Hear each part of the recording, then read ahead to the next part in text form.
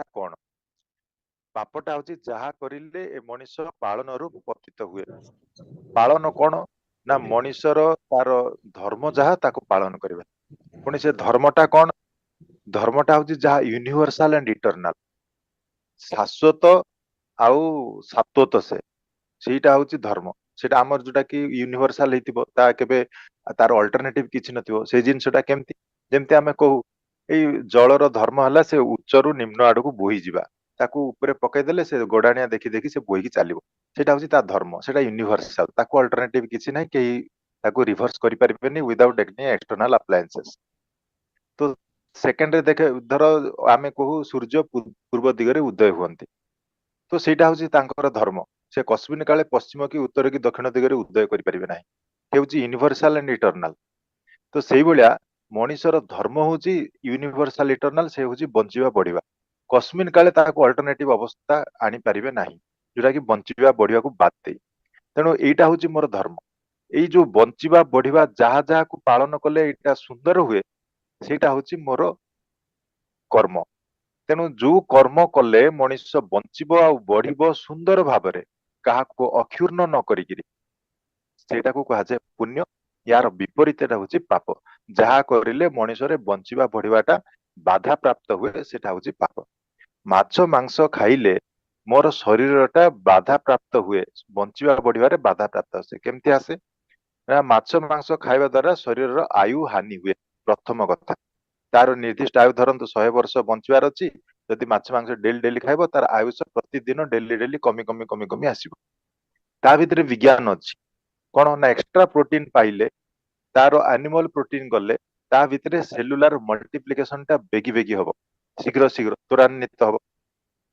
Second କଥା, animal cell ଭିତରେ ଗୋଟେ ଇଣ୍ଟରାକ୍ସନ ହବ, ଯୋଉଟା କି କ୍ଷତି, ତା ଭିତରେ ବିଭିନ୍ନ ପ୍ରକାର ଟକ୍ସିନ ତିଆରି କରେ। ସେଇଥିରେ ଅକ୍ସିଡେସନ ବହୁତ ହବ, ମୋର ସେଲୁଲାର ଅକ୍ସିଡେସନ, ସେଲ ଜଲ୍ଦି ଜଲ୍ଦି ମରିବ, ଜଲ୍ଦି ଜଲ୍ଦି ମୋ ପାଖରେ ବୁଢାପା ଆସିବ।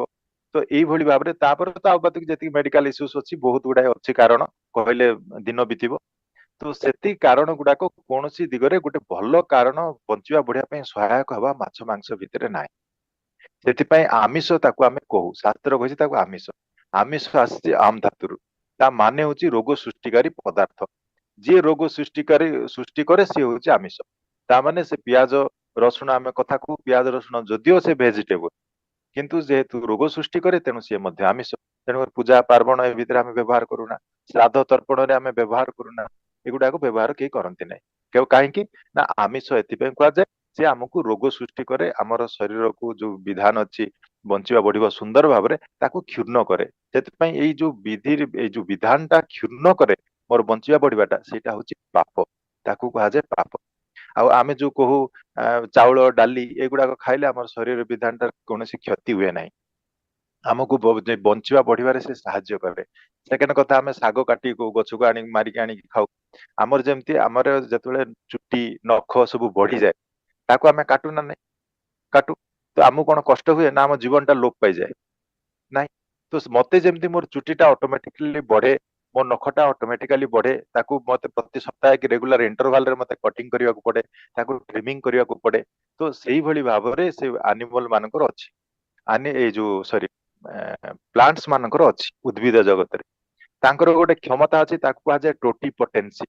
ଟୋଟାଲ ପଟେନ୍ସିଆଲ ତାଙ୍କ ପାଖରେ ଅଛି, ସେ ତାକୁ ଆଉଥରେ ଭାଙ୍ଗିଦେଲେ, ମାରିଦେଲେ, ସେ ଆଉଥରେ ପୁନର୍ଜୀବନ ପାଇଯିବେ। ଗୋଟେ ଗଛ ଡାଳ ତାକୁ କାଟିଦେଲେ, ସେ ଆଉଥରେ କଅଁଳିକି ଗୋଟେ ନୂଆ ଗଛରେ ଆଉଥରେ ପୂର୍ଣ୍ଣ ଗଛଟେ ହେଇପାରିଲା।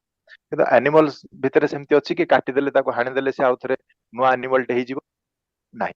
ସେଥିପାଇଁ ତାର ନିଜର ଧାରା, ନିଜର ବଂଶ ବୁନିୟାଦ, ନିଜର ଜୀବନର କୌଣସି ବିପନ୍ନ ହୁଏ ନାହିଁ, କୌଣସି କ୍ଷତି ହୁଏ ନାହିଁ, ବରଂ ଆହୁରି ପରିପୁଷ୍ଟ ହେଉଠେ। ସେଥିପାଇଁ ଆମେ ଦେଖୁ ଉଦ୍ଭିଦ ଜଗତରେ କାଟିବାକୁ କୁହାଯାଏ। ଗଛ କାଟିଲେ ତାର ବ୍ରାଞ୍ଚିଂ ଟା ବଢେ। ତେଣୁ ମୋର କ୍ରପ ପ୍ରଡକ୍ସନ ପାଇଁ ଆମେ ତାକୁ ଏକ୍ସଟ୍ରା ବ୍ରାଞ୍ଚିଂ କରିବା ପାଇଁ ତାକୁ ଟ୍ରିମିଂ କରୁ, କ୍ଲିପିଂ କରୁ, ଏତେ ସବୁ କଥା ରହିଛି। ତ ଏଇ କଥା ଭିତରେ ଯଦି ଦେଖାଯାଏ, ଉଦ୍ଭିଦ ଜଗତ ଭିତରେ ତାକୁ କ୍ଷତି କଲେ ଆମର କୌଣସି କ୍ଷତି ହୁଏ ନାହିଁ, କି ଉଦ୍ଭିଦର ମଧ୍ୟ କୌଣସି କ୍ଷତି ହୁଏ ନାହିଁ, ବରଂ ସେ ପରିପୁଷ୍ଟ ହୁଏ, ଆମକୁ ଜୀବନ ବର୍ଦ୍ଧନରେ ସାହାଯ୍ୟ କରିଥାଏ। କିନ୍ତୁ ଆନିମଲ କେସରେ ସେଟା ଦେଖାଯାଏ ନା, ତାର ବିପରୀତ କେସଟା। ସେଥିପାଇଁ ଏଇଟା ସତ୍ତାର କ୍ଷୁର୍ଣ୍ଣ ହବା, ପାଳନର ମୋର ପତିତ ହେବାଟା, ସେଥିପାଇଁ ମୋର ତାକୁ ପାପ ବୋଲି ଆଖ୍ୟା ଦିଆଯାଇଛି। ବୁଝିହେଲା ଭାଇ? ଆଜ୍ଞା, अगेन धन्यवाद जय गुरु। जय गुरु। नेक्स्ट नर्मदा नायक।